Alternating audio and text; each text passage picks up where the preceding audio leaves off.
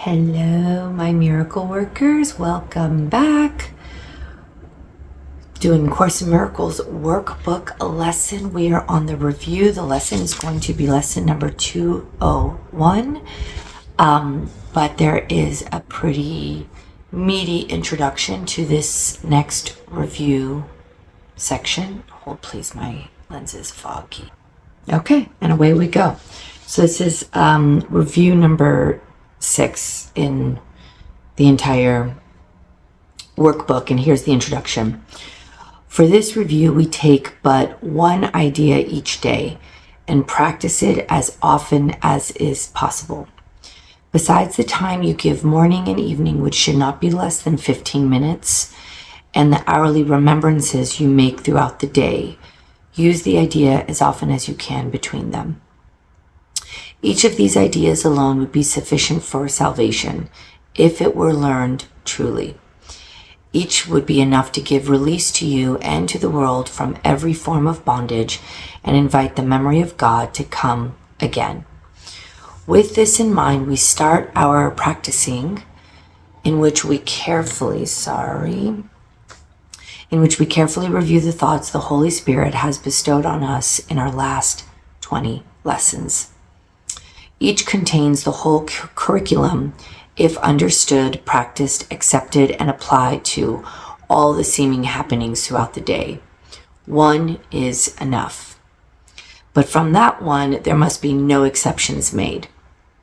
And so we need to use them all and let them blend as one as each contributes to the whole we learn. These practice sessions, like our last review, are centered around a central theme with which we start and end each lesson. It is this: I am not a body. I am free, for I am still as God created me. Oh, I love that one. This is the one that I have kind of just post-it note here. It's my go-to, and it works. It works. Okay. The day begins and ends with this, and we repeat it every time the hour strikes, or we remember in between we have a function that transcends the world we see. Beyond this and a repetition of the special thought we practice for the day, no form of exercise is urged except a deep relinquishment of everything that clutters up the mind and makes it deaf to reason, sanity, and simple truth. We will attempt to get beyond all words and special forms of practicing for this review, for we attempt this time to reach a quickened pace along a shorter path to the serenity and peace of God. We merely close our eyes and then forget all that we thought we knew and understood. For thus is freedom given us from all we did not know and failed to understand. And there is something about kind of throwing up your hands in a surrender and just saying to the universe, to Holy Spirit, I don't know. I thought I knew, but I really don't know. That is kind of the ultimate place of surrender. And when you're there, you're ready to receive. You are becoming a clear, open vessel, open channel for the Holy Spirit to just come in and flood you with the feeling, the emotions, the words of true healing and compassion and understanding for yourself. When you do see a problem and you're doing this work and you're telling yourself, I need to turn my back on this, but I'm having a hard time doing that, and just looking to the Holy Spirit, sometimes if you're unable to really turn around, sometimes you just say, I don't know. I don't know. Or if you do turn your back on it, you turn around and you say, I don't know. So I'm just giving this over to you. I mean, you are really putting yourself in the most amazing, vulnerable space, which is so brave, so courageous, and strong and powerful, because You are accepting that it is not supposed to be you making the decisions. It is not supposed to be you solving the problem. You're giving it over to the only power, the only entity and energy that can take care of all of our needs, all of our worries. It is, and I know vulnerability, it feels in our egoic world, in our 3D unreality, it's weak and powerless and shows fragility, but it's not any of those things. The vulnerability is entrusting and embodying the Holy Spirit's, putting the confidence where it belongs, in your Creator who will create. Let's go, miracle workers. Let's really do this. As a miracle worker, you are allowing your Creator to create in your best interest. And you are just like an empty vessel, a blank canvas of just paint your best work. I am giving you the paintbrush and the paint. Paint your best work for me. I'm getting the chills right now. And they're just, God is just like, I got you. I got you, and you're going to love what I have in store for you. So, let me repeat the last sentence. For thus is freedom given us from all we did not know and failed to understand. So that is this, when we surrender. There is but one exception to this lack of structuring. Permit no idle thought to go unchallenged. If you notice one, deny its hold and hasten to assure your mind that this is not what it would have. Then gently let the thought which you denied be given up in sure and quick exchange for the idea we practice for the day. When you are tempted, hasten to proclaim your freedom from temptation. As you say, this thought I do not want. I choose instead blank. I go further with a mantra and ask myself, is this thought true? And immediately I say, this is not the truth. There's no truth in that thought. I choose instead this thought. And a lot of the times we're in a very powerful full moon in Aquarius, just entered Leo season. And the theme that seems to be coming up is our worthiness. There's something about I choose instead that I am worthy. And any unworthy notion about myself is an illusion. It's an untruth. It is false. I choose instead my knowing of my worthiness. Because God is telling me, is showing me, is embodying my worthiness. And we look for our worthiness in a promotion, in awards, in trophies, in relationships. Did we get the guy? Did we get the girl? Did we get the money?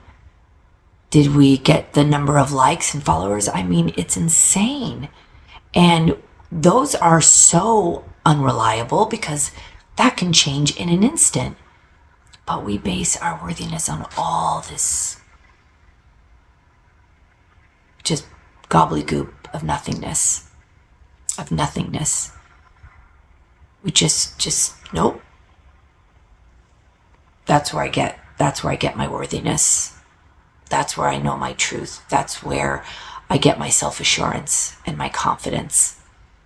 the love from the only thing that will never change, that is eternal.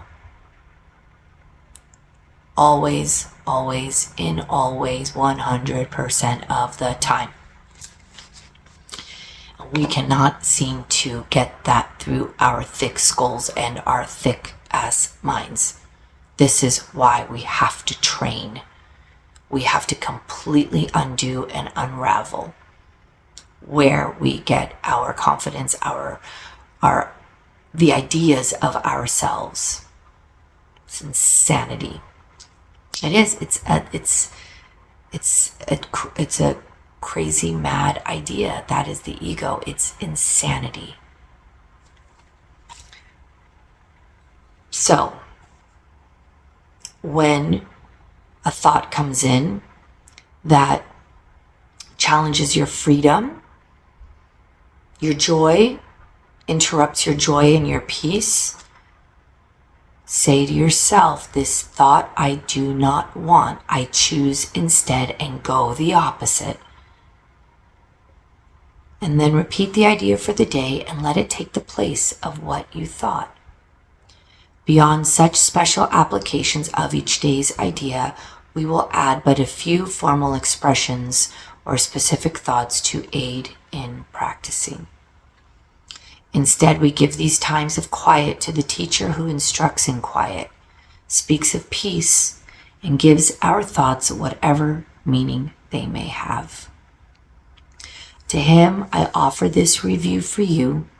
I place you in his charge and let him teach you what to do and say and think each time you turn to him. He will not fail to be available to you. That's amazing. You have a best friend, better than, more reliable than family, more reliable than a spouse, more reliable than your BFF. And I'm not going to diss any of those close bonds that all of us have in our lives, but let's be honest, unless they're truly holy relationships and they're actually like special relationships, we know at a drop of a hat anything can change. You have a built-in guidance system, and you have this eternal link to the best friend in the stars, in the sky, that will never let you down. Will be your number one cheerleader. It's incredible. It's incredible. We really have to. I have been wobbled even this morning, even after a great meditation, even after listening to what the actual lesson of today, of the calendar day of the year is, which is, I think, lesson 210. I'm on 201. I'm behind by 9 lessons. And it doesn't matter. I was still wobbling. But now I'm doing this lesson right now, and that's why it's so important to do these lessons repetitively throughout the day as instructed, because I'm not wobbling as I'm doing this. I'm feeling so much peace and joy again. So much peace and joy. I mean, if we have to use this course as a crutch, fine. Anything that will get you to peace and joy in the most healthy way, without the distractions or any sort of external kind of help.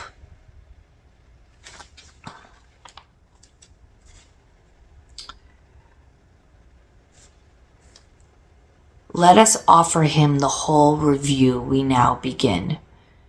And let us also not forget to whom it has been given as we practice day by day, advancing toward the goal he set for us, allowing him to teach us how to go, and trusting him completely for the way each practice period can best become a loving gift of freedom to the world. Okay, so lesson 201. I am not a body. I am free. for I am still as God created me. And from lesson 181, the review idea is I trust my brothers who are one with me. No one but is my brother.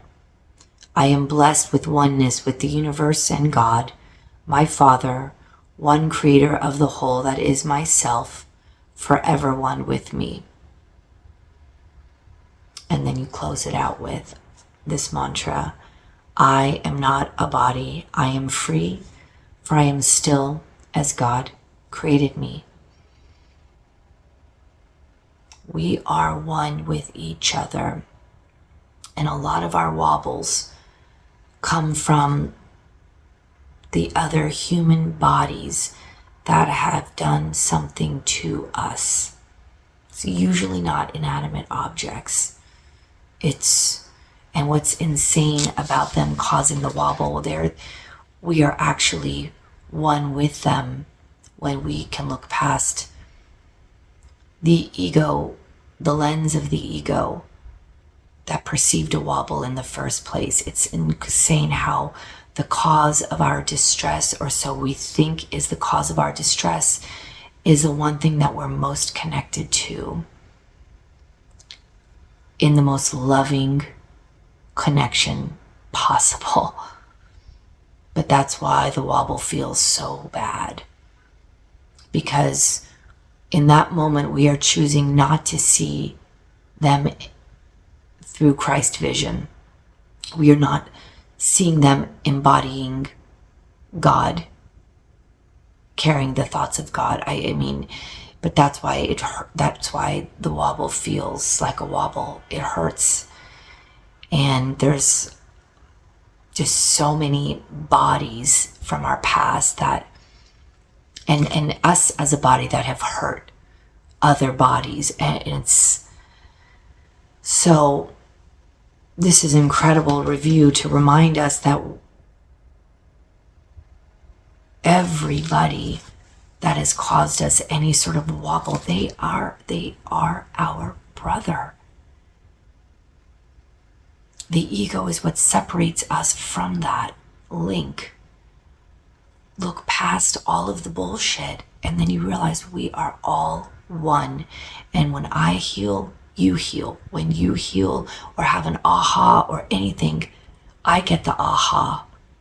There's something that breaks open. We are all doing this for ourselves and for one another. Even the little fuckers that have caused us the wobble, and I shouldn't even use those words because they're not. They are my brothers. And I love them. Even the ones that through the ego lens I thought really did a number on me. But nothing happened. It happened to my ego, but nothing to who I truly am. Nothing happened, and nothing is happening. This is a mind training course. And yes, it's a brainwashing. We are washing, cleaning out the cobwebs and the shit and the clutter and the accumulation of the nonsense. It is a brainwashing in the most beautiful way. And when it's clean and cleansed, you can see and you can feel clearly who your brother is. And it becomes just a beautiful dance, and you feel so grateful for them and the part they played in your remembering who you are. Thank you for joining me today. Lesson 201, we cannot forget, ever, I am not a body. I am free, for I am still as God created me. Take care.